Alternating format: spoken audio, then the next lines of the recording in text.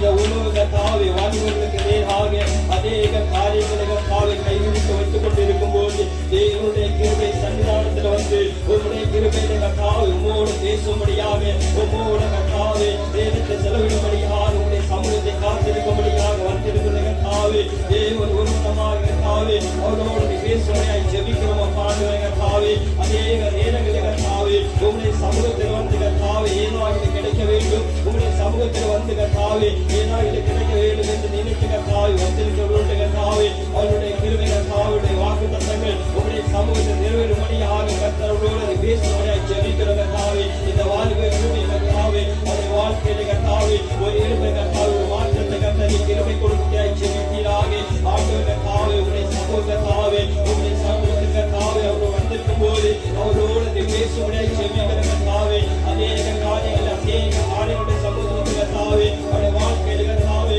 இந்த உலகத்தில் அவர்கள் வாழும் போது கத்தாவை அநேக நோக்கங்களோடு அநேக காரியங்களோடு அநேக கத்தாவை விசுவாச கிரைகளோடு கத்தாவை சமூகத்தில் வந்து கத்தாவை அவருடைய கிருபை கத்தாவை இந்த இடத்தோடு கேட்கும் போது கத்தாவை அவர்களுக்கு நீ கிருபை கத்தை கொடுக்க முடியாது செவிக்கிறோம் பாண்டவரே வாலிபருடைய சமூகத்தில் கத்தாவை வந்து என்னை பாரும்படியாக தேவன் விரும்பினபடியாக ஸ்தோத்தரிக்கிறோம் பாண்டவரே பாண்டு வாலிபர் அநேக நேரங்கள் கத்தாவை உங்களுடைய சமூகத்தை காத்திருக்கும் போது அநேக காரியங்கள் கத்தாவுடைய சமூகத்தை கேட்கும் போது நேர பாடுவே அவர்களுக்கு நீ கிரைகத்தை கொடுக்க ஸ்தோத்தரிக்கிறோம் பாண்டவரே இந்த உலக கத்தாவை வாலிபருக்கு நேராக கத்தாவை அநேக காரியங்கள் கத்தாவை அவருடைய சவாலாய் காணப்பட்டிருக்கிறது கத்தாவை வாலிபருடைய சமூகத்தை கேட்கும் போது தேவன் அந்த சவால்களை கத்தாவை நேர் அவர்களுக்கு ஜெபிக்கிறோம் பாண்டவரே அநேக தாளனுடைய வாழ்க்கையில் இருக்கும் போது கத்தாவை தாளத்தை வெளிப்பட முடியாதபடி அவனுடைய வாழ்க்கையில கத்தாவை ஈர்த்து போன நேரங்கள் சோர்ந்து போன நேரங்களுடைய கத்தாவை அந்த சோர்ந்து போன நேரங்களில் கத்தாவை ஒரு விடுதலையான ஒரு நேர கத்தாவை கொடுக்க முடியாது ஜெபிக்கிறோம் பாண்டவரே ஆவியானவரே ஸ்தோத்தரிக்கிறோம் ஸ்தோத்தரிக்கிறோம் ஸ்தோத்தரிக்கிறோம் ஸ்தோத்தரிக்கிறோம் அப்பா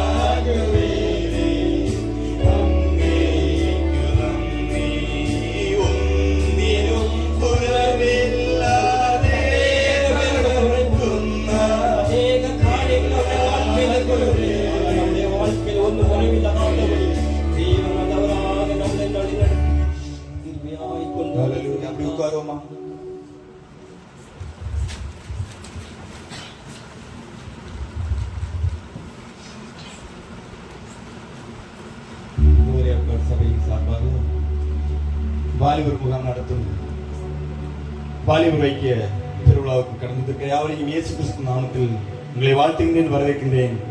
வந்துள்ள ஒருவரையும் இயேசு கிறிஸ்துவானை ஆசீர்வதிப்பு காப்பாராக. தொடர்ந்துள்ள பகுதியை கர்த்தருடைய ஜெஸ்டின் அவர்கள் கொடுப்பார்கள். தொடர்ந்து ஜெபதேயத்தோடு இருப்போம். தேவன் தாமே ஆசீர்வதிப்பார்.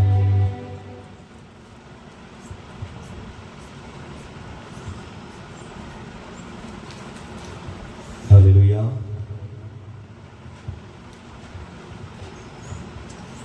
எல்லாரும் உற்சாகமாக இருக்கிறீங்க பிறகு நல்லவர். இந்த நேரத்திலும் தேவன் நம்மோடு கூட பேச முடியாது. எல்லோரும் சித்தத்தோடு இருக்க வேண்டும். ஹல்லேலூயா. அவர் பேசுகிற வார்த்தைகள் யாருக்கு பிரயோஜனம் இல்லாமல் போகக்கூடாது. இந்த இடத்துல இந்த சிறு கூட்டமாய் வந்து இந்த யாரை நடத்துவதற்காக இந்த இடத்தை கொடுத்து இந்த வீட்டாருக்கு என்னுடைய மனமார்ந்த நன்றியை தெரிவித்துக் கொள்கிறேன். கர்த்தர் தாமே உங்கள் அனைவரையும் ஆசீர்வதிப்பாராக. அந்த ஒருவரையும் தேவன் ஆசீர்வதிப்பாராக. இந்த சத்தத்தை கேட்டுக்கொண்டிருக்கிற ஒருவரையும் தேவன் ஆசீர்வதிப்பாராக. ஹல்லேலூயா. ஆமென். ஹல்லேலூயா. ஜெபிப்போமா. நல்ல கர்த்தாவையும் நன்றியோடு துதிக்கிறோம். இப்பொழுதும் இந்த வார்த்தையை கேட்கும்படியாக இந்த இடத்துல நாங்கள் அமர்ந்திருக்கிறோம். அப்பா, நீர் எங்களோடு பேசுகிறோம். கர்த்தாவே, சொல்லும் அடியேன் கேட்கிறேன் என்று சாமுவேல் சொன்னவனமாக அப்பா, இப்போது நீர் எங்களோடு பேசுகிறாக. எங்களுக்கு வேண்டிய வார்த்தைகளை நீர் எங்களோடு பேசுங்கள். அல்லது அந்த கேட்கிற வார்த்தைகள் எங்களுக்கு பிரயோஜனப்படட்டும். எங்களோட ஆவிக்குரிய வாழ்க்கையில் அது உற்சாகமாக இருக்கட்டும். அது எங்கள் ஆவிக்குரிய வாழ்க்கையை வழிநடத்தட்டும். தாழ்த்தி உங்கள் பாதத்தை சமர்ப்பிக்கிறோம். துதி கனமை எல்லாம் நமக்கே செலுத்துகிறோம். இயேசுவின் நாமத்தில் கேட்கிற நல்ல பிதாவே, ஆமென். எஸ்தரின் புஸ்தகம் 2வது அதிகாரம் 5வது வசனத்திலிருந்தே 6வது வசனத்திலிருந்து படிப்போமே. அல்லேலூயா.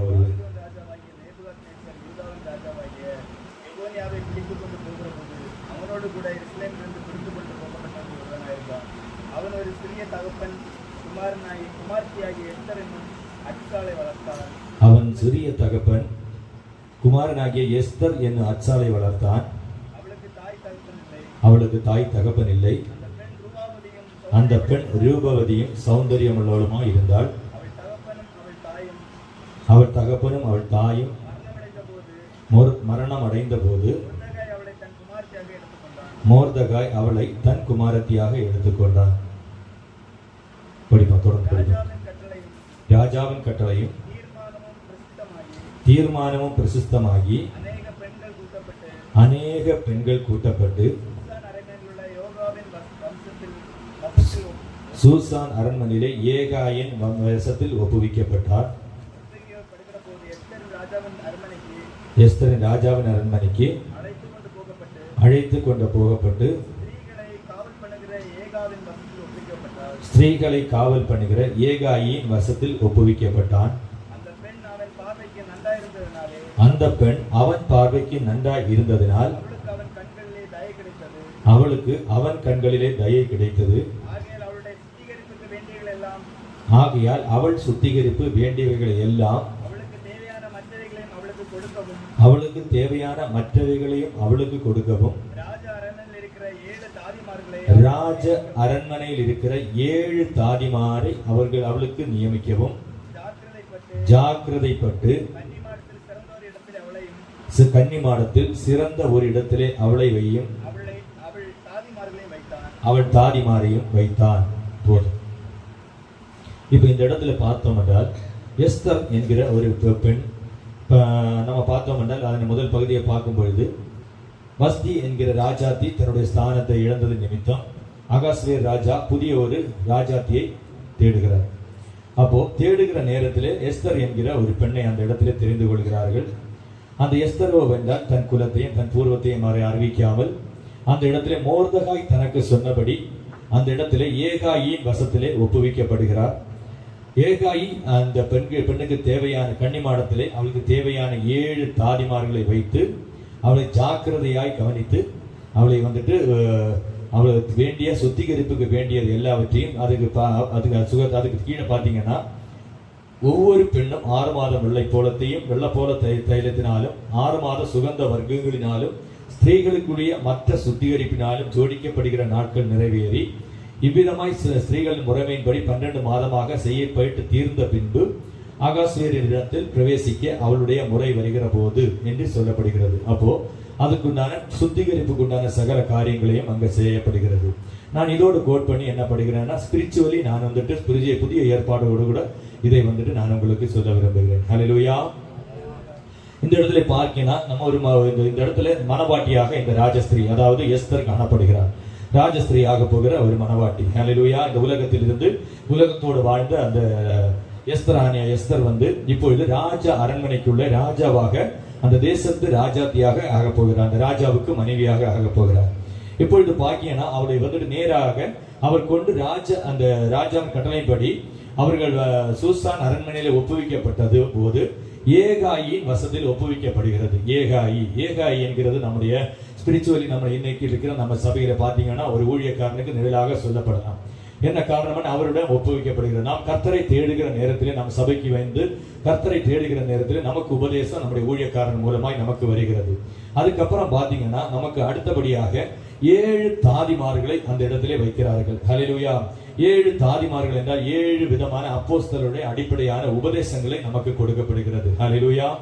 இந்த 7 உபதேசங்கள் நிமித்தம் கன்னிமாடத்திலே, அதாவது சபைக்கு நிழலாக இந்த கன்னிமாடத்தை நாம் எடுத்துக்கொள்ளலாம். ஹல்லேலூயா. இந்த கன்னிமாடத்திலே இந்த 7 உபதேசங்களை அவர் கொடுத்து, அந்த 7 உபதேசங்களின் நம்ம நிமித்தம் அவள் தன்னை சுத்திகரித்து அதுக்கப்புறம் தான் ராஜாவினிடத்திலே பிரவேசிக்கிறார். அந்த 7 உபதேசங்கள் என்ன என்பதை நம்ம பார்க்க போறோம். அந்த 7 உபதேசங்கள் என்னவென்றால், மனம் திரும்புதல், ஞான ஸ்நானம், பரிசுத்த ஆவி, மாறுபாடுள்ள சந்தையை விட்டு விலகி நம்மை காத்துக்கொள்ளுதல், அந்யோன்ய ஐக்கியம், அப்பம் விற்குதல், ஜெபம் செய்தல். ஹல்லேலூயா. இங்க பாத்தீங்கன்னா மனம் திரும்புதல். நம்ம எதற்காக இதை பாத்தீங்கன்னா முதல் இந்த 7 தாதிமாரிலே நம்ம 7 உபதேசத்திலே முதல் உபதேசம் மனம் திரும்புதல். நாம் எதற்காக மனம் திரும்ப வேண்டும்? மார்க்கு எழுதின சுவிசேஷம் 1ஆம் அதிகாரம் 15ஆம் வசனம் சொல்லுகிறது. மார்க்கு எழுதின சுவிசேஷம் 1:15 வாசிப்போமே. காலம் நிறைவேறிற்று, தேவனுடைய ராஜ்யம் சமீபமாயிற்று, மனம் திரும்பி சுவிசேஷத்தை விசுவாசியுங்கள். ஹல்லேலூயா. இந்த காலம் நிறைவேற போகிறது. ஹல்லேலூயா. அவர் சொன்ன வார்த்தைகள் இன்றைக்கு நமக்கு எல்லாரும் நம்ம பேப்பர்லயும் நியூஸ்லயும் இந்த நாட்களில் நடக்கிற சகல காரியங்களை நாம் பார்த்து கொண்டிருக்கிறோம். இந்த காலம் வந்துட்டு நமக்கு வந்துட்டு கொடுக்கப்பட்டிருக்கிற மேன்மையான நாட்கள் என்று சொல்லப்படுகிறது. ஹல்லேலூயா. இனி காலம் செல்லாது என்று உலகமே நமக்கு காட்டி கொடுத்து கொண்டே இருக்கிறது. நம்ம வேதத்தின் சகல தீர்க்க தரிசனங்களும், இன்னும் சொல்ல போனால் எசேக்கியால் 38வது அதிகாரம் இந்த நாட்களில் நம்முடைய கண்களுக்கு முன்பாக நிறைவேறி கொண்டிருக்கிற நாட்கள்ல இருக்கிறோம். இருந்தாலும் ஆனா தேவன் நம்மை கருணையாக கிருபையாக நம்மை பாதுகாத்து வருகிறார். எல்லாரும் நம்ம தேசங்களுக்காக ஜெபிக்கிறது ரொம்ப நல்லது. ஏன்னா நம்முடைய நாட்களிலே இந்த காரியங்கள் நடக்காதபடி தேவன் நம்முடைய தேசத்திற்கு சமாதானம் தரும்படியாகவும், தேவன் நம்முடைய தேசத்திலே ஐக்கியத்தை கொடுக்கும்படியாகவும் எல்லாரும் ஜெபிங்க. உலகம் வந்துட்டு போய்கொண்டிருக்கிறது எல்லாருக்கும் தெரியும். ரொம்ப நமக்கு இங்க இருக்கிறதுனால ரொம்ப நம்ம இதை பத்தி நம்ம ரொம்ப நம்ம இன்டெப்தா யாரும் அதை தெரிஞ்சுக்க மாட்டோம். இருந்தாலும் இன்னைக்கு வந்துட்டு உலகம் வந்துட்டு ஒரு இஸ்ரேலை மையமாக வைத்து ஒரு பெரிய ஒரு காரியங்கள் இன்றைக்கு நடந்து கொண்டிருக்கிறது. ஆகையினால் தேசத்திற்காக ஜெபியுங்கள். ஆனா இந்த இடத்துல பார்க்கும்போது காலம் சமீபமாய் இருக்கிறது, மனம் திரும்பி சுவிசேஷத்தை விசுவாசியுங்கள் என்று சொல்லப்படுகிறது. ஹல்லேலூயா. ஆமா, அந்த காலம் பாத்தீங்கன்னா நம்ம நேரம் நெருங்கும். அந்த நேரம் இனி நேரம் செல்லாது. ஹல்லேலூயா. இனி நாம் கொஞ்சம் நேரம் தாண்டி நான் ரட்சிக்கப்படலாம், கொஞ்ச நேரம் தாண்டி நான் சபைக்கு வரலாம், அல்லது கொஞ்ச நேரம் தாண்டி தேவனை தேடலாம் என்று நாம் இருந்து விடாதபடி அந்த காலத்தை நாம் பிரயோஜனப்படுத்தினால் நமக்கு தேவனுடைய ஆசீர்வாதத்தை சுதந்திரித்துக் கொள்வோம். ரோமர் 6ஆம் அதிகாரம் 22-23. ரோமர் 6ஆம் அதிகாரம் 22-23. இப்பொழுது நீங்கள் பாவத்தினின்று விடுதலையாக்கப்பட்டு தேவனுக்கு அடிமைகள் ஆனதினால் பரிசுத்தமாகுதல் உங்களுக்கு கிடைக்கும் பலன், முடிவோ நித்திய ஜீவன். ஹல்லேலூயா.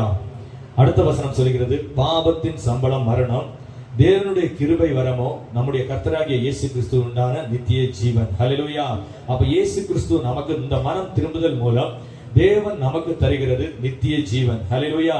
ஆனா பாவத்தின் சம்பளம் மரணம் என்று சொல்லப்படுகிறது. ஹல்லேலூயா. அதனால தான் மரணம் திரும்ப வேண்டும் என்று நாங்க எல்லாரும் எச்சரிக்கிறாங்க. இந்த நாட்களில் இந்த கடைசி நாட்களா இருக்கிறபடினாலே மனம் திரும்பி தேவனை விசுவாசியுங்கள் என்று சொல்ல காரணம் இதனால் தான். இப்பொழுது நீங்கள் பாவத்திலிருந்து விடுதலையாக்கப்பட்டு தேவனுக்கு அடிமைகள் ஆக்கப்பட்டதனால் பரிசுத்தமாகுதல் உங்களுக்கு கிடைக்கும் பலம். ஏன்னா பரிசுத்தம் என்கிறது நம்ம நினைச்சா ஓடி போய் வாங்குற ஒரு விஷயம் கிடையாது.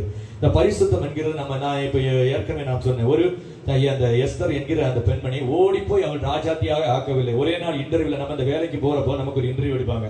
போய் நம்ம வந்து பயோடேட்டா எல்லாம் செக் பண்ணிக்கிட்டு அவங்க பார்ப்பாங்க. நமக்கு ஒரு 2-3 டைப் இன்டர்வியூ இருக்கும். சில இடங்கள்ல 5 ஸ்டெப் இன்டர்வியூ இருக்கும்.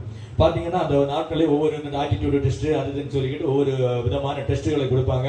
அதுல எல்லாம் பாஸ் ஆகி கடைசியில் வந்துட்டு ஹெச்ஆர் கூப்பிடுவாரு. அவர் கூப்பிட்டு வந்துட்டு நம்மளோட சேலரி அதெல்லாம் ஃபிக்ஸ் பண்ணி நம்ம கிட்ட சொல்லுவாரு, உங்களுக்கு எவ்வளவு சேலரி ஃபிக்ஸ் பண்ணியிருக்கோம், உங்களுக்கு வந்துட்டு நீங்க இந்த வேலைகள் உங்களுக்கு இருக்கும், நீங்க இவ்வளவு டைமுக்கு வரணும், உங்களுக்கு இவ்வளவு லீவ் இருக்குது, எல்லா விஷயங்களையும் சொல்லி நமக்கு ஒரு ஆஃபர் லெட்டர் ஒன்று கொடுப்பாங்க. இதுதான் வந்துட்டு உலக பிரகாரமாக நமக்கு நடக்கிற இன்டர்வியூ. இதெல்லாம் வந்துட்டு சிறு நேரத்தில் நடந்தது. ஆனா தேவனோடு சேரும்போது, தேவனோடு சேருகிற ஒரு இன்டர்வியூ, அதாவது தேவனோடு சேருகிற ஒரு செயல் என்பது அது சிறிய காரியம் அல்ல. ஏன்னா இந்த உலகம் பாவத்தில் இருக்கிறபடினாலே பாவத்திலிருந்து விடுதலையாக்கப்பட்டு தேவனுக்கு அடிமைகள் ஆனதுபடினால் பரிசுத்தமாகுதல் நமக்கு கிடைக்கும் பலன். ஹல்லேலூயா. அதன் முடிவு பாத்தீங்கன்னா நித்திய ஜீவன். இந்த உலகத்தோடு நம்முடைய வாழ்க்கை முடிவதில்லை. இந்த நம்முடைய வாழ்க்கை இந்த உலகத்தை விட்டு போகும்போதும் நித்திய ஜீவன் நமக்கு தேவன் கொடுப்பேன் என்று சொல்கிறார். ஹல்லேலூயா. ஏன்னா அவர் நமக்கு கொடுத்த வாக்கு தந்தமே நித்திய ஜீவன் அளிப்பேன் என்பதை அவர் நமக்கு தந்த வாக்கு தந்தம். அடுத்தபடியாக நான் பார்க்கும்போது 2வது உபதேசம் பாத்தீங்கன்னா ஞான ஸ்நானம்.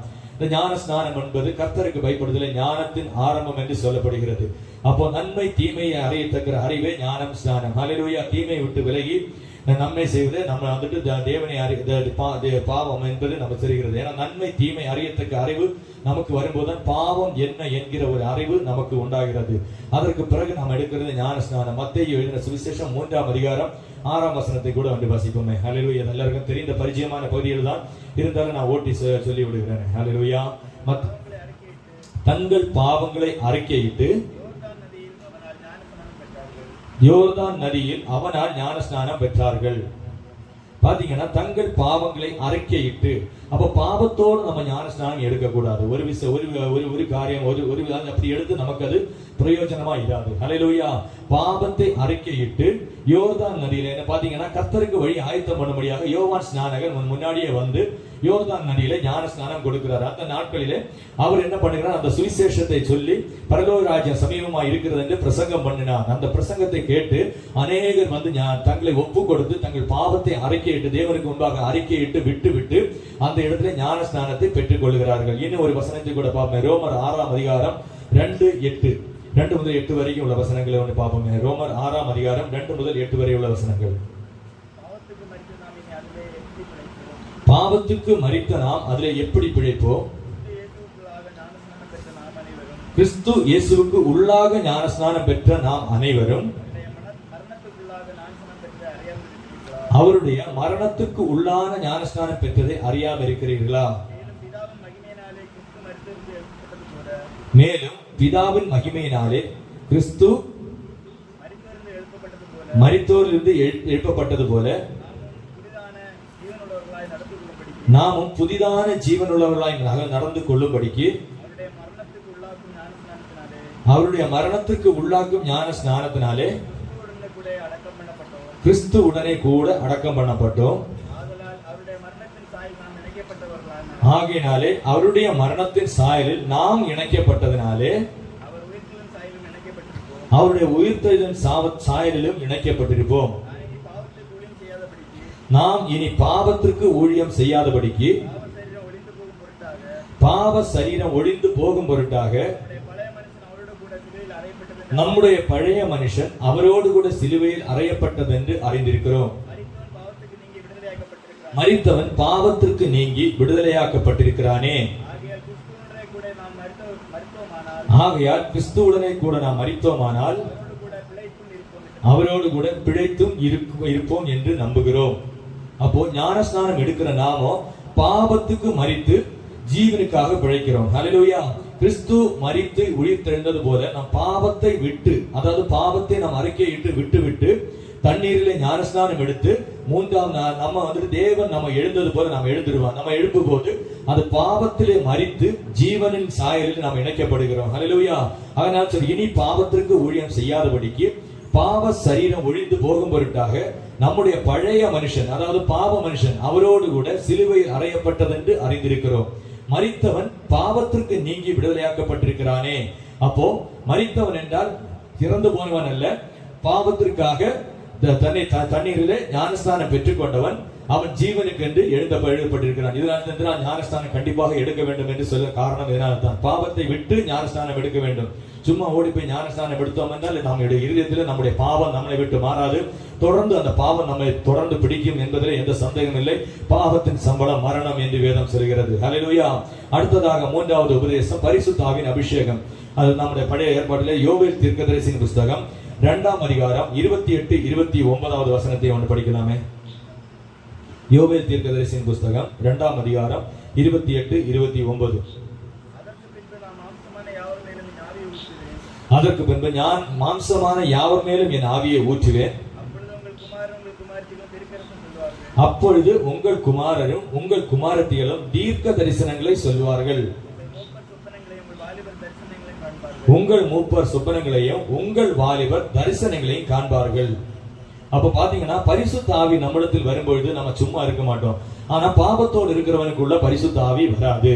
அப்போ பாவத்தை விட்டு நாம் ஞானஸ்தானம் மனம் திரும்பி பாவத்தை விட்டு நாம் ஞானஸ்தானம் பெற்ற நிச்சயம் நமக்குள்ளே வரும்பொழுது தேற்றரவாளனாகிய ஆவியானவர் நமக்குள்ளே கடந்து வருகிறார். அதற்கு பிறகு பாத்தீங்கன்னா அவரோடு கூட நாம் சஞ்சரிக்கும் போது, இப்ப பாத்தீங்க யோனாக்கு தேவனோடு கூட சஞ்சரித்தான் என்று வேதம் சொல்கிறது. இன்னும் பாத்தீங்கன்னா யோபு பாத்தீங்கன்னா கடைசி நேரத்திலும் கூட அவர் வந்துட்டு எவ்வளவு தூரம் துன்பம் துக்கம் வந்த போதும் கூட அவருடைய சொந்த பந்தங்கள், அதாவது அவருடைய நண்பர்கள், அவருடைய என்ன கட்டின அவருடைய மனைவி, சொந்த மனைவியே சொல்கிறார், தேவனை துஷித்து ஜீவனை விடும் என்று. என்ன காரணம் என்றால் தேவனிடம் அவருடைய ஜீவன் இருக்கிறது. ஹல்லேலூயா. அந்த தேவனை துஷித்தால் மட்டுமே இவருடைய ஜீவன் போகும். ஹல்லேலூயா. அவருடைய ஜீவன் இருக்கிறது, தேவனுக்குள்ளாக இருக்கிறது. அதை அறிந்து கொண்டதுனால தான் அந்த பெண்மணி சொல்லுகிறார், தேவனை துஷித்து ஜீவனுடைய. ஏன்னா தேவனை அந்த படி விட்டோம்னா இங்க போயிடும். ஆகையால சொல்லுகிறார். அதனால தான் சொல்றார், பரிசுத்த ஆவியானவர் வரும் சும்மா இருக்க மாட்டார். பரிசுத்த ஆவியான நம்மிடத்தில் வரும்பொழுது அவர் வந்துட்டு நமக்குள்ள தீர்க்க தரிசனங்களையும் ஆவின் கிருபா வரங்களையும் அவர் பாத்தீங்கன்னா நமக்குள்ள வந்துட்டு ஜீவனை நமக்கு கொடுக்கிறார். ஹல்லேலூயா. பாவத்தை கண்டித்து உணர்த்துகிறார் நம்மை. ஹல்லேலூயா. இன்னும் பாத்தீங்கன்னா அப்போ யோவான் எழுதின சுவிசேஷம் 14ஆம் அதிகாரம் 26வது வசனத்தை வந்து வாசிப்போமே. யோவான் 14:26. பரிசுத்த ஆவியானவர் என்ன சொல்கிற செய்கிறார் பாப்போமே.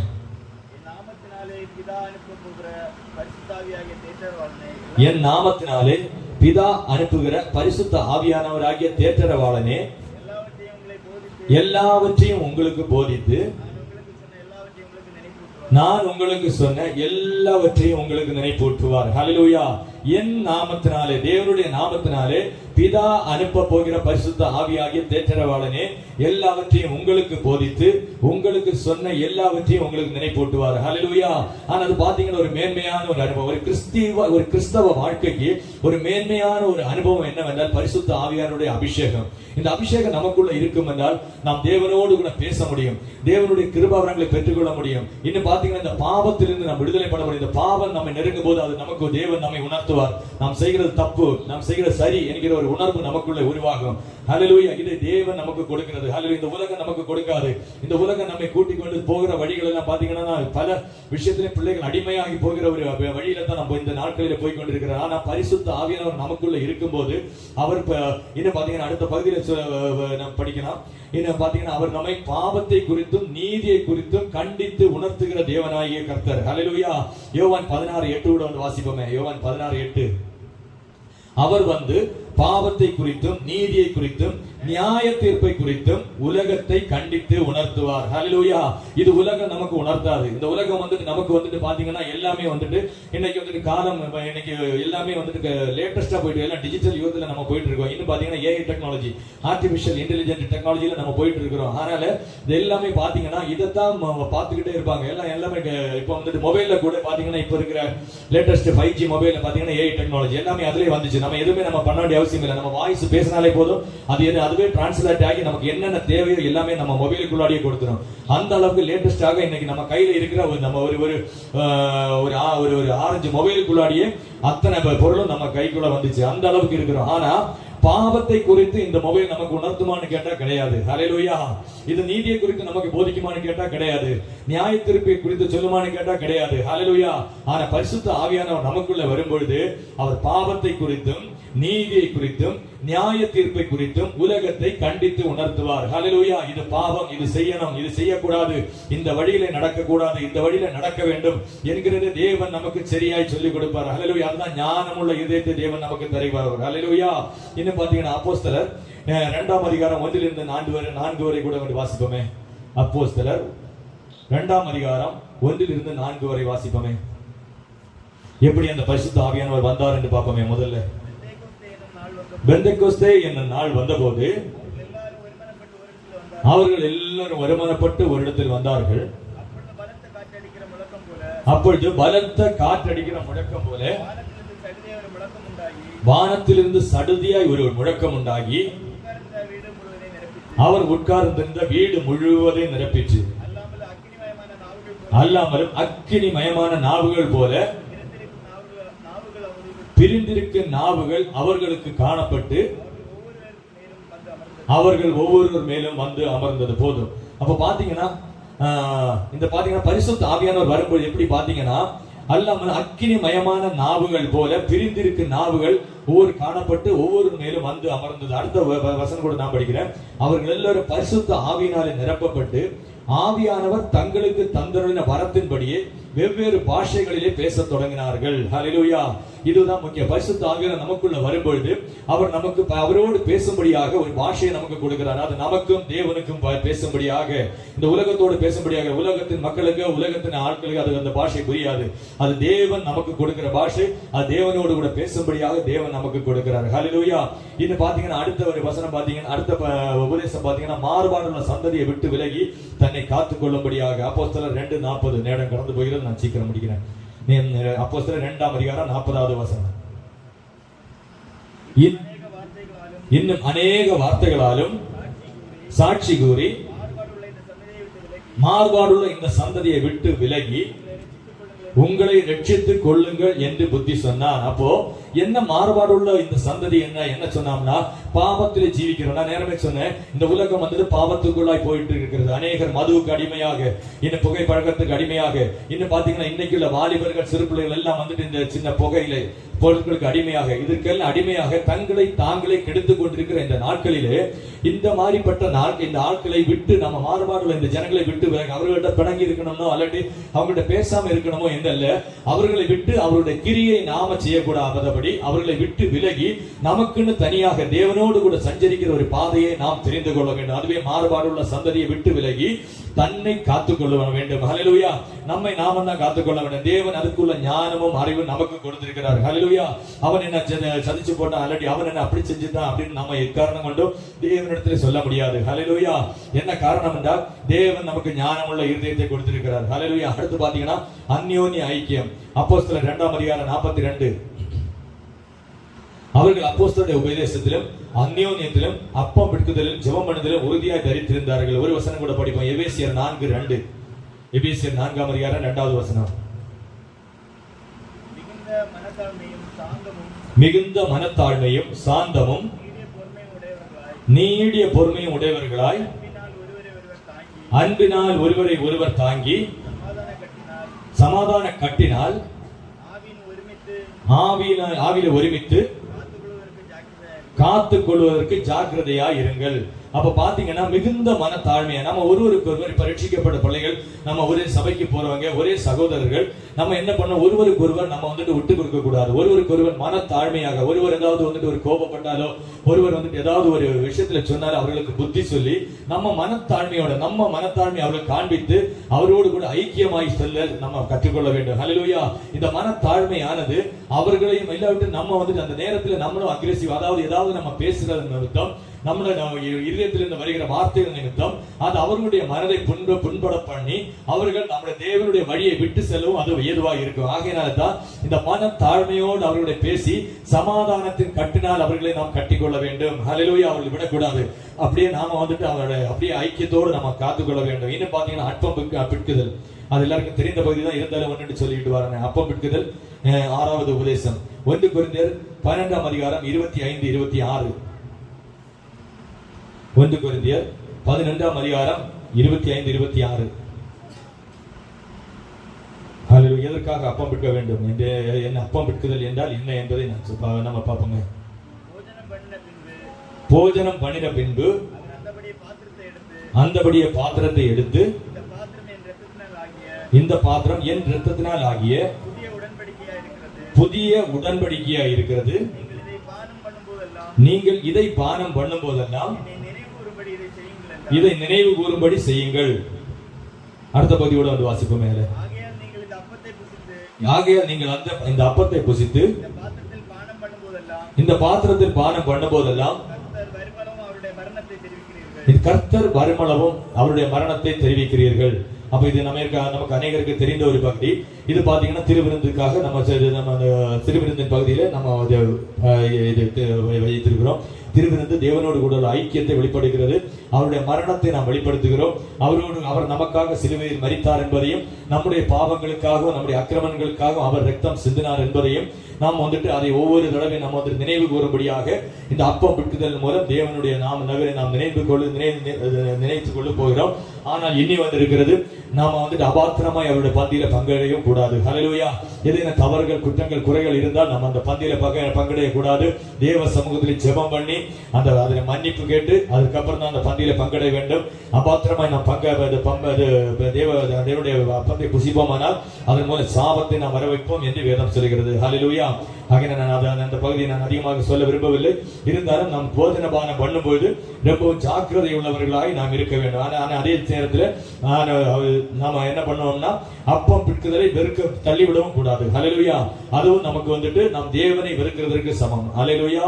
ஆமா, எந்த மனுஷனும் தன்னை தானே சோதித்தறிந்து இந்த பாத்திரத்தில் இந்த அப்பத்தில் புசித்து இந்த பாத்திரத்தில் பங்கடை கடவன் எண்ணத்தினாலெனில் அபாத்திரமாய் போஜனபானம் பண்ணுகிறவன் கர்த்தருடைய சரீரம் இன்னதென்று நிதானித்து அறியாததினால் தனக்கு ஆக்கினை தீர்ப்பு வரும்படி போஜனபானம் பண்ணுகிறான் என்று சொல்லப்படுகிறது. ஆகையினாலே இந்த அப்பன் பிட்குதல் ஏதோ நான் ஞானஸ்தானம் எடுத்திருக்கேன், நான் ரட்சிக்கப்பட்டிருக்கிறேன், மனம் திரும்பி இருக்கிறேன் அப்படின்னு சொல்லிட்டு ஓடி போய் எடுக்க கூடாது.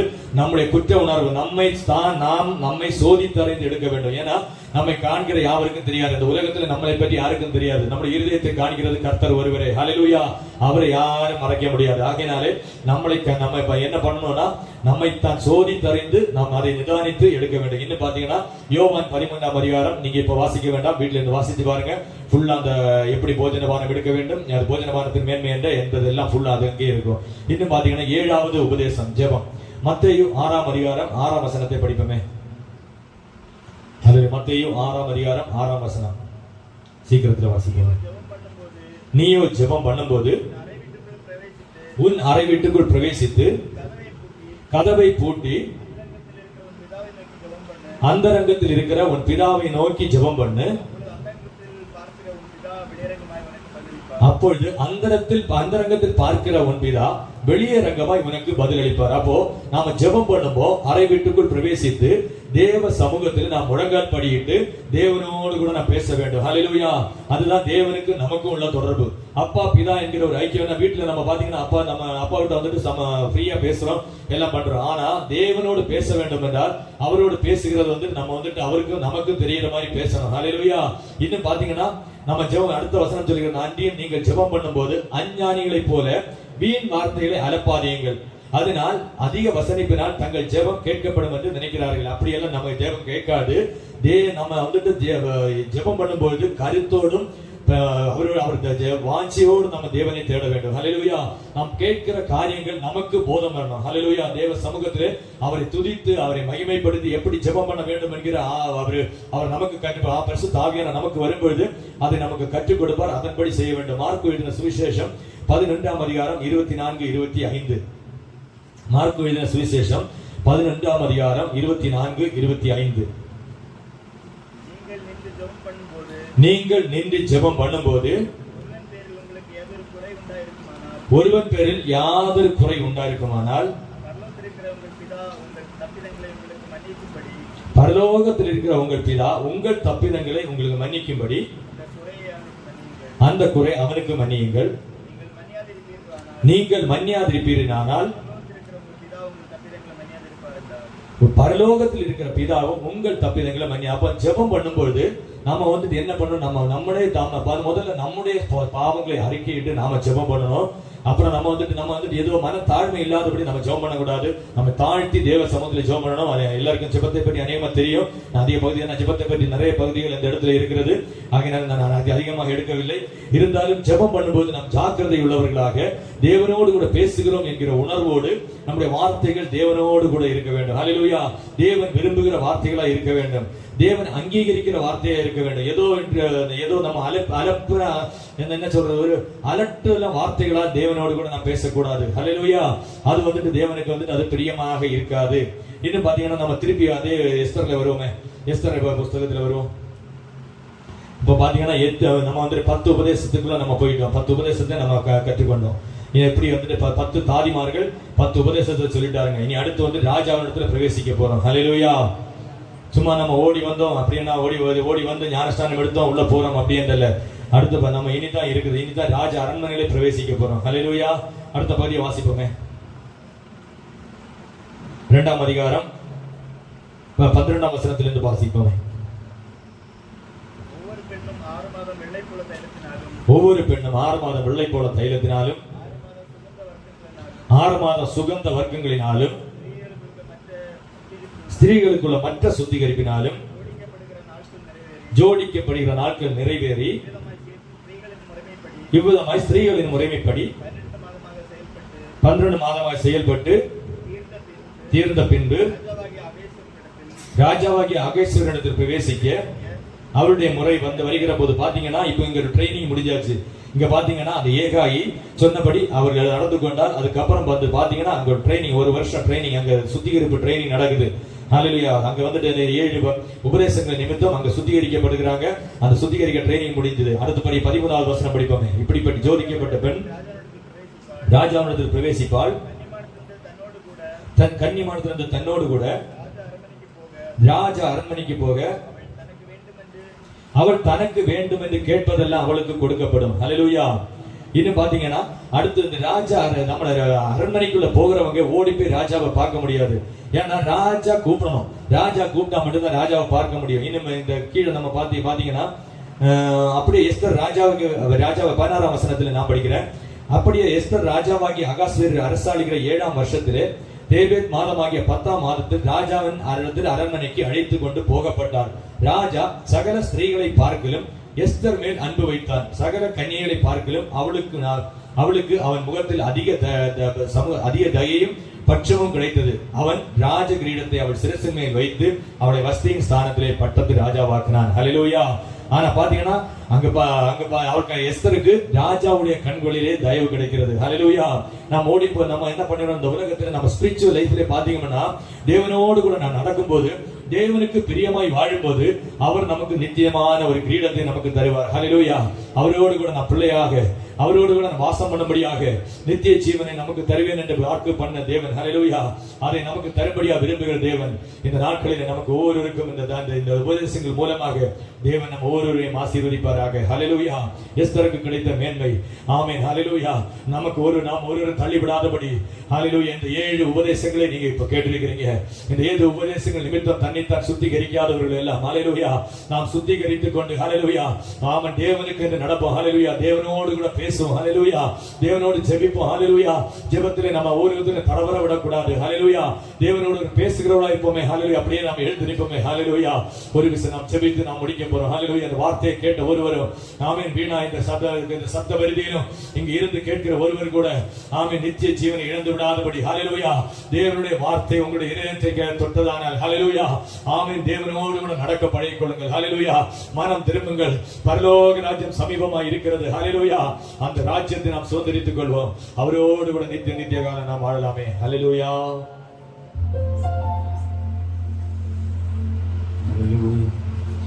நேரம் நாம் வேதவசனத்தை கேட்டுக்கொண்டிருக்கும் ஒரு நிமிஷம் அது சிந்திப்போமா. எஸ்தர் ராணி பட்டத்து ராஜாவுடைய அடுத்த ஸ்தானபதியாக மாற்றப்பட்ட நோக்கத்தை இவ்வளவு நேரம் கேட்டுக்கொண்டிருக்கோம். அதே போலதான் நாமளும் 7 ஆடிஸ்தான உபதேசத்தை பின்பற்றின பின்பு அவரோடு கூட ஆளுகை செய்கிற அந்த பாக்கியத்தை சிலாக்கியத்தை நாம் பெற்றுக்கொள்ள போகிறோம். ஹல்லேலூயா. அதற்காக பாவ மன்னிப்பின் நிச்சயத்தை பெற்று ஹல்லேலூயா ஞானஸ்நானம் எடுத்து அதன்படியாக நடந்து கொண்டு அப்பம்பிக்குதல் மற்றும் அந்யோன்ய உபதேசம் எல்லாவற்றையும் கற்றுக்கொண்டு ஜெபமணிகள் தரித்திருந்து அந்த நித்தியத்தினை பெற்றுக்கொள்ளும்படியான பாக்கியத்தை ஒவ்வொருவரும் பெறும்படியாக ஹalleluya எங்களுக்கு ஒவ்வொருவருக்கும் கிரியை செய்யும்படியா நாங்கள் ஜெபிக்கிறோம் அப்பா. ஹalleluya இந்த நேரத்தில் கேட்டிருந்த வார்த்தைகளுக்கு நமக்கு நன்றி செலுத்துகிறோம் ஆண்டவரே. இந்த பாவ மன்னிப்பின் நிச்சயத்தை பெற்றுக்கொண்ட அனுபவம் இருக்கிறதா? சிந்தித்து பார்ப்போமா? ஹalleluya ஒரு விஷயம் நோக்கி பார்ப்போமா? அந்த பாவ மன்னிப்பின் நிச்சயத்தை பெற்ற அனுபவம் நமக்குள்ள இருக்கிறதா? அந்த ஞானஸ்நானம் எடுத்த அனுபவம் நமக்குள்ள இருக்கிறதா என்று சிந்தித்து பார்ப்போமா? நாமும் அந்த பிளாக்கியத்தை பெறும்படியாக ஒவ்வொருவருக்கும் அப்பா எங்களை இறக்கம் செய்யும்படியா நாங்கள் ஜெபிக்கிறோம் அப்பா. நோக்கி பார்ப்போமா? அவருடைய முகத்தை நோக்கி பார்ப்போமா? ஹalleluya அந்த பாவ மன்னிப்பின் நிச்சயத்தை பெற்ற அனுபவம் ஒவ்வொருக்குள்ள வரும்படியாக ஹalleluya ஒவ்வொரு மக்களும் அவரை நோக்கி பார்ப்போமா? ஹalleluya அந்த நிச்சயத்தை பெற்றுக் கொள்ளும்படியாக ஒவ்வொரு மக்களும் ஹalleluya திரு சந்நிதியை ஒவ்வொரு மக்களும் நோக்கி பார்ப்போமா? ஹalleluya மகிமையின் ராஜா அந்த மாலை வேளையிலே ஹalleluya நோக்கி பார்த்து கொண்டிருக்கிறார். ஹalleluya மகிமையின் ராஜா வந்திருக்கிறார். அவருடைய திருமுகத்தை நோக்கி பார்ப்போமா? ஹalleluya அந்த பாவ மன்னிப்பின் நிச்சயத்தை பெற்றுக் கொள்வோமா? ஹalleluya அறிக்கையிட்டு விட்டுடுவோமா? ஹalleluya பாவத்தை மறைக்கிறன் வாழவே மாட்டான். அவைகளை அறிக்கையிட்டு விட்டு விடுவனோ எனக்கு அவசரப்படியாக ஹalleluya பாவத்தை அறிக்கையிட்டு விட்டு விடுவோமா? ஹalleluya எப்பேற்பட்ட பாவியும் ரட்சிக்க வந்த அவர் தேவன். ஹalleluya கொலையாளியா இருந்தாலும் பகைஞனா இருந்தாலும் எப்பேற்பட்ட நோய் ஹalleluya பாவத்தை மன்னிக்க அவரால் முடியும். அவர் ஹalleluya பாவத்தை நீக்க வந்த ஹalleluya சுத்த நதி ஹalleluya ஜீவ ஒளி அந்த திருமுகத்தை நோக்கி பார்ப்போமா? ஹalleluya மகிமை எஸ்தர் ராணி அந்த அனுபவத்தை பெற்றுக் கொண்டது போல ஜீவ கிரீடத்தை பெற்று நாமோ அவரோடு சேர்ந்து வாழும்படியான சாக்கியத்தை நாங்களும் பெறும்படியாக ஒரு வாக்கியத்தை நேடும்படியாக ஒவ்வொரு மக்களும் அவரை நோக்கி பார்ப்போமா? ஹalleluya 127 நாடுகளுக்காக ஹalleluya திறப்பில் நின்ற எஸ்தரை போல இந்த மாலை வேளையிலும் ஹalleluya எப்பேற்பட்ட பாவத்தையும் ஹalleluya மாற்றுகிற ஒரு நல்ல தேவ ஆவியானவர் ஹalleluya இந்த மாலை வேளையில் கடந்து வந்திருக்கிறார். அவர் தேவ முகத்தை நோக்கி பார்ப்போமா? ஹalleluya நானும் என் வீட்டாருவோ என்றால் கர்த்தரையே சேவிப்பேன் சொன்ன வசனப்படியாக ஹalleluya இயேசுவை போல ஹalleluya இந்த மாலை வேளையில் அவருடைய திருமுகத்தை நோக்கி பார்ப்போமா? ஹalleluya எஸ்தர் ராணி பட்டத்து ஸ்ரீ ஆக்கினது போல இந்த மாலை வேளையிலும் அவருடைய திருமுகத்தை நாடி வந்திருக்க ஒவ்வொரு மக்கள் மேலும் ஹalleluya வல்லமையின் நதி ஊற்றப்படுவதாக. மகிமையின் ராஜாவே எழுந்தெழுவீராக அந்த நித்தியத்தை பெற்றுக் கொள்ள முடியாத ஸ்லாக்கியத்தை இந்த மக்களுக்கு கொடுக்கும்படியாக இந்த மாலை வேளையில் ஒவ்வொரு மக்களையும் ஹalleluya நோக்கி பார்ப்போமா? ஹalleluya அந்த பாவ மன்னிப்பின் நிச்சயத்தை பெற்ற அனுபவம் ஒவ்வொரு மக்களுக்கும் கொடுக்கும்படியாக நாங்கள் ஜெபிக்கிறோம் ஆண்டவரே. ஹalleluya ஞானஸ்நான அனுபவத்தை ஒவ்வொரு மக்களுக்கும் கொடுக்கும்படியாக நாங்கள் ஜெபிக்கிறோம் ஆண்டவரே. பெற்றுக் கொள்ளாத மக்கள் இந்த ராத்திரி வேளையை பெற்றுக் கொள்ளட்டும் அப்பா. ஹalleluya துதிக்கிறோம் அப்பா, துதிக்கிறோம் ஆண்டவரே. 7 தாதிமார்கள் 7 உபதேசத்தை காட்டுகிறது. அந்த 7 உபதேசப்படி நடந்து அந்த நித்திய ஜீவனை பெற்றுக் கொள்ளும்படியான பாக்கியத்தை ஒவ்வொரு மக்கள் நீர் கொடுப்பீராக அப்பா. ஹalleluya மன்னிப்பின் நிச்சயத்தை பெற்றுக் கொள்ள வேண்டும். பரலோகத்தில் ஓரிடம் நீ பெற வேண்டும். மன்னிப்பின் நிச்சயத்தை பெற்றுக் கொள்ள வேண்டும். பரலோகத்தில் ஓரிடம் நீ பெற வேண்டும். இயேசு தருகிறார், இன்று தருகிறார். இயேசு தருகிறார், இன்று தருகிறார். அதற்காக தான் சிலுவை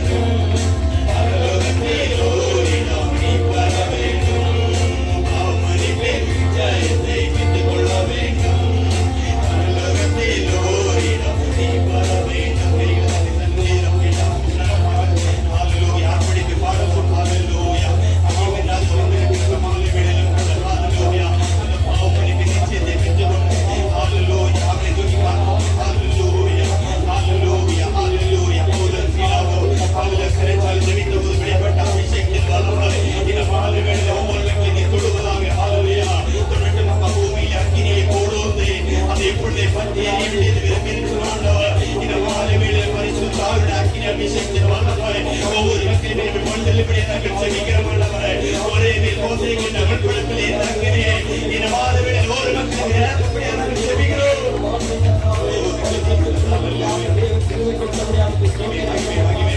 ஒரு சில பிள்ளைகள் கூட ஹalleluya அது மகிமை ராஜா ஹalleluya ஆகி பத்துமா ஹalleluya ஹalleluya அவருக்கு ஹalleluya போதுமான ஆண்டவர் அவர் நமக்கு ஹalleluya போதுமான ஆண்டவர் நமக்கு திருவுலகத்தை நோக்கி பார்ப்போமா ஹalleluya ஹalleluya நம்ம அவருக்கு நிச்சயத்தை அவருக்கு ஹalleluya ஹalleluya மகிமையாக பாடுவோம் ஹalleluya ஆண்டவரே ஹalleluya ஹalleluya ஹalleluya நமக்காக மரித்து சிறந்த ஹalleluya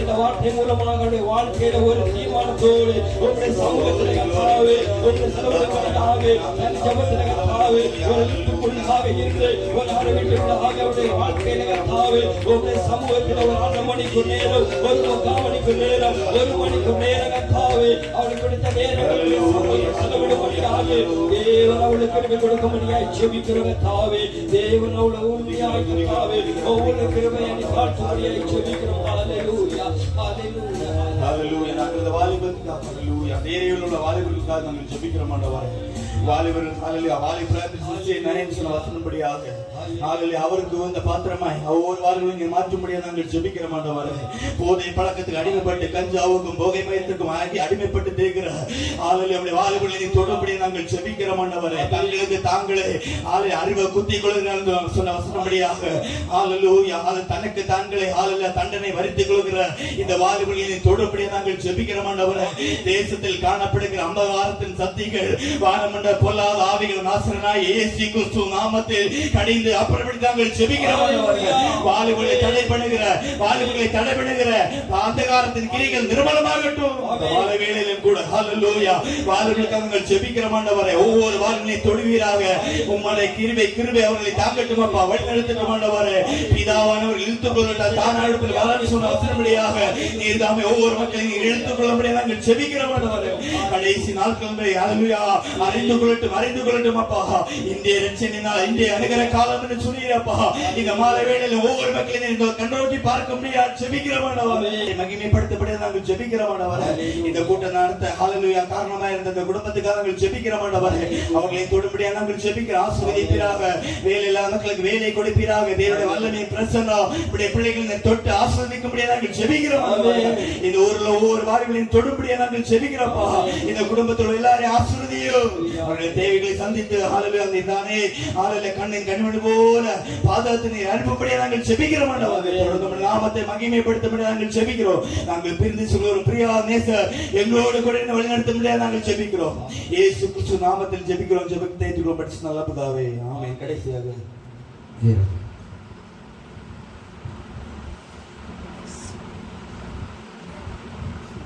சோதரப்பா அன்பும் இரக்கம் நிறைந்த பரமநல்ல பிதாவினை மகிமை செலுத்துறோம்ப்பா குடும்பத்துக்காக ஜெபிக்கிறோம் அவர்களை ஆசீர்வதிக்கும்படியாக ஜெபிக்கிறோம்ப்பா சோதரம் மற்றும் செய்து கொடுக்க ஜெபிக்கிறோம் அவரை நீ பலமை பயன்படுத்தும்படியாக ஜெபிக்கிறோம்ப்பா அவைக்கிறியாத உபதேசங்களை கேட்டு அவைகளை வளர்ச்சி அடையும்படியாக ஜெபிக்கிறோம் மற்றும் புதிதாக வந்திருக்கிற கேட்டவர்களுக்காக ஜெபிக்கிறோம்ப்பா அவர்களை ரட்சிக்கப்பட பல ராஜ்யத்தை சுதந்திரித்துக் கொள்ள நித்திய ராஜ்யத்தை சுதந்திரித்துக் கொள்ள அவர்கள் இருதயத்திலையும் பரிசுத்த ஆவியானவரை கிரியை செய்யும்படியாக ஜெபிக்கிறோம்ப்பா இயேசுவின் அன்பு ஒவ்வொருவரையும் அழிந்து போகிறது விருப்பமில்லை ஒவ்வொரு ஆத்மாக்களும் ரட்சிக்கப்படுவது நமக்கு விருக்கம் என்ற மணிமணியை ரட்சிப்பதை கொடுக்கும்படியாக ஒவ்வொரு இருதயங்களிலும் பரிசுத்த வல்லமையாக கிரியை செய்யும்படியாக ஜெபிக்கிறோம் இந்த வாலிபர் கூட்டத்துக்காக ஜெபிக்கிறோம்ப்பா வாலிபர் கூட்டத்துக்காக ஜெபிக்கிறோம் இந்த இடத்தில் உள்ள வாலிபர்களுக்காக ஜெபிக்கிறோம் அவர்களும் ரட்சிக்கப்பட்ட அந்த நித்திய ஜீவனை அடைப்படியாக ஜெபிக்கிறோம் அந்த காலத்தில் மேலே வெளிச்சமாக இயேசுவானவருடைய பிரசன்னம் அந்த இடங்களிலே காணப்பட பரிசுத்த ஆவியானவரே உதவி செய்யும் தொடர்ந்து நாங்கள் பிரிந்து செல்கிறோம்ப்பா பெரிய நேசர்தாமே எங்களுக்கு கூட இருந்து வழிநடத்தபடியாக ஜெபிக்கிறோம் ஒவ்வொரு கூட்டங்களை ஆசீர்வதித்தபடியாக ஜெபிக்கிறோம்ப்பா மேலும் நமக்கு செலுத்துறோம் விண்ணப்பத்தை எங்கிருந்து ஆசீர்வதியை கர்த்தர் நாமத்தில் கேட்கிறோம் பரிசுத்தமான நல்ல பிதாவே தெரியும் என் ஆத்துமாவே கர்த்தரை ஸ்தோத்திரி என் முழு உள்ளமே பரிசுத்த நாமத்தை ஸ்தோத்திரி என் ஆத்துமாவே கர்த்தரை ஸ்தோத்திரி அவர் செய்த சகல உபகாரங்களை மறவாதே ஆமென் அல்லேலூயா அல்லேலூயா அல்லேலூயா அல்லேலூயா அல்லேலூயா அல்லேலூயா